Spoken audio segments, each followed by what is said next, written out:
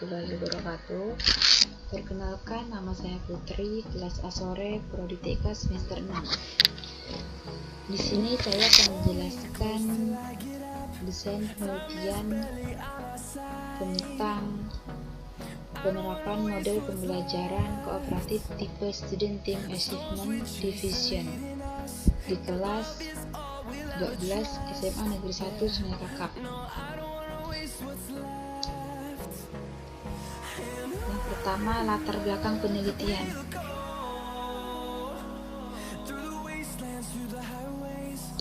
Di era globalisasi ini, sesuai dengan perkembangan iptek yang begitu pesat, pengaruhnya telah merambas ke berbagai kalangan masyarakat. Dan perkembangan iptek ini tidak hanya dari kalangan masyarakat tingkat luas, bahkan menengah dan kalangan bawah sekalipun, di mana upaya tersebut merupakan upaya di dalam mewujudkan kesejahteraan dan peningkatan harkat martabat manusia. Pengertian teknologi informasi dan komunikasi dalam bahasa Inggris dikenal dengan istilah Information and Communication Technologies, yang merupakan terminologi yang mencakup seluruh peralatan teknis untuk memproses dan menyampaikan informasi. Teknologi ini menggunakan seperangkat komputer untuk mengolah data sistem jaringan untuk menghubungkan satu komputer dengan komputer yang lainnya sesuai dengan kebutuhan tersebut. Dan teknologi telekomunikasi digunakan agar data dapat disebar dan diakses secara global. Perkembangan di bidang teknologi informasi dan komunikasi saat ini sangat pesat dan berpengaruh sangat signifikan terhadap pribadi maupun komunitas.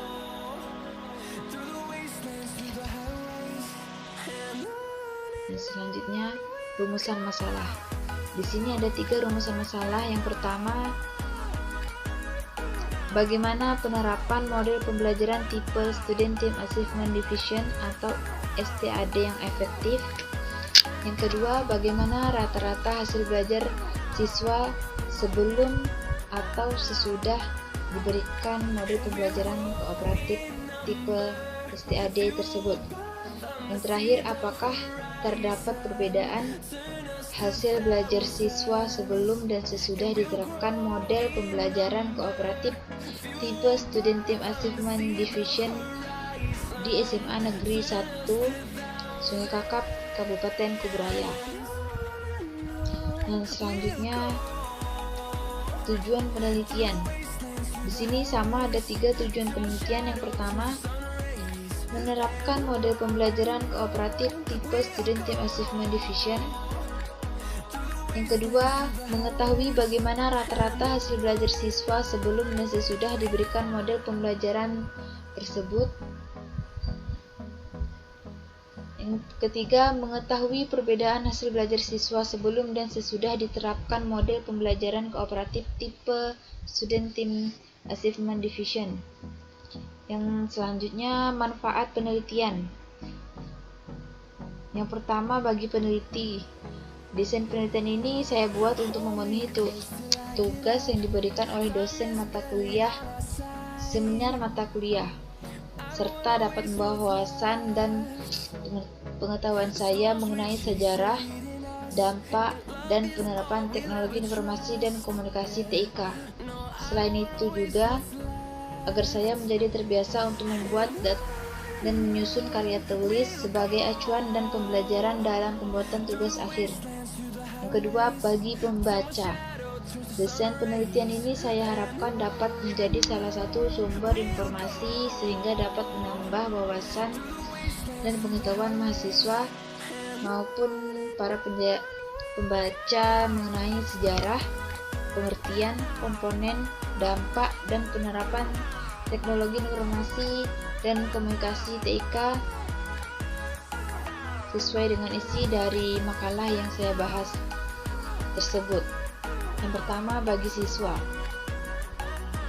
penelitian ini dapat meningkatkan motivasi dan minat belajar yang tinggi dalam diri siswa secara individu maupun secara kelompok.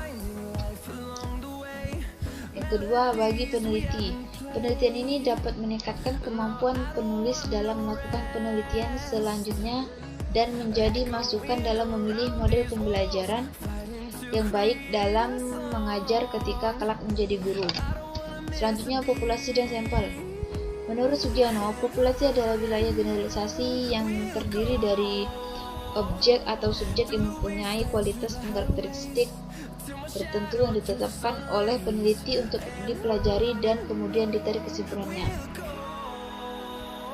Berdasarkan pengertian di atas, dapat disimpulkan bahwa populasi merupakan objek atau subjek yang mempunyai karakteristik tertentu. Dan populasi dalam penelitian ini adalah seluruh siswa kelas 12 SMA Negeri 1 Sungai Kakap. Dan sampelnya di sini 30 siswa dalam setiap kelas A, B, dan C.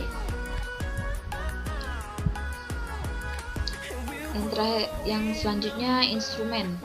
Peneliti akan melakukan pengumpulan data dari responden dengan menggunakan instrumen berupa tes pertanyaan dengan menggunakan metode permainan seperti game di dalam kelas. Dan di dalam tes ini telah disusun berbagai pertanyaan mengenai variabel yang telah diteliti, yaitu aktivitas bermain game, pertanyaan di dalam kelas agar menjadi motivasi belajar di dalam kelas. Selanjutnya, hipotesis. Hipotesis adalah jawaban sementara terhadap pertanyaan-pertanyaan yang akan terjadi pada objek penelitian yang dilakukan menurut Ari Kunto.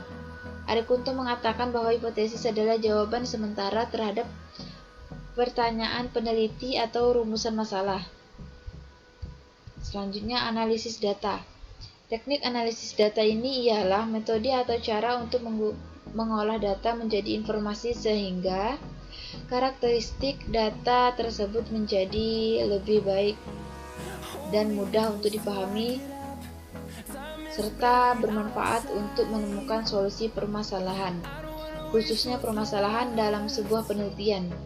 Tujuan dilakukannya analisis data yaitu untuk mendeskripsikan data sehingga dapat dipahami. Kemudian, untuk membuat kesimpulan atau menarik kesimpulan mengenai karakteristik populasi berdasarkan data yang diperoleh dari sampel.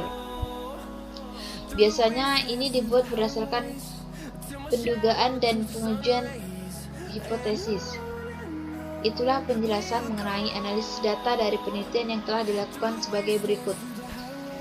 Ada tiga jenis penelitian kualitatif. Yang pertama itu melihat kemampuan siswa dalam menjawab setiap pertanyaan yang sudah disiapkan oleh guru. 2. Perubahan gairah belajar pada siswa sebelum dan sesudah diterapkannya model pembelajaran. Yang 3. Membandingkan pemahaman siswa pada materi yang disajikan dengan siswa yang tidak efektif saat proses pembelajaran. Baiklah, mungkin itu saja yang bisa saya sampaikan dan saya jelaskan. Jika ada kesalahan dalam mengucapkan kata-kata, saya mohon maaf. Wassalamualaikum warahmatullahi wabarakatuh.